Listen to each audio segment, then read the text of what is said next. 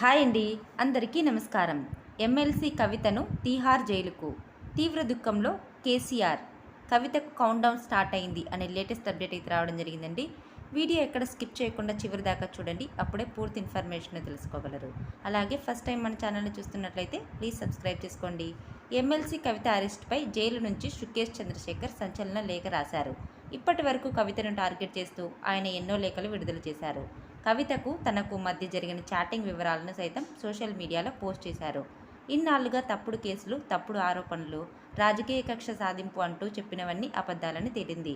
ఇన్నాళ్లకు నిజం బయటకు వచ్చిందని, చేసిన పనుల కర్మఫలం ఇప్పుడు వెంటాడుతుందని సుకేష్ లేఖలో పేర్కొన్నారు. ఏదేమైనా ఈడీ, సిబిఐ కన్ఫ్రంటేషన్లో భాగంగా మిమ్మల్ని త్వరలోనే ముఖాముఖి చూస్తాను అక్క. మా గ్రేటెస్ట్ తీహార్ జైలుకు స్వాగతం అక్క.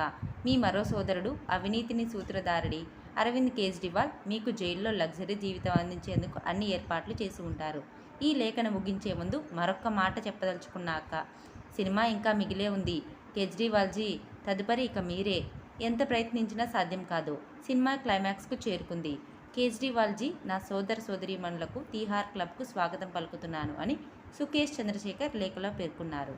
ఇలాంటి మరిన్ని లేటెస్ట్ న్యూస్ అప్డేట్స్ కోసం వీడియోని లైక్ చేసి షేర్ చేయండి. అలాగే ఛానల్ని సబ్స్క్రైబ్ చేయండి. Thanks for watching friends.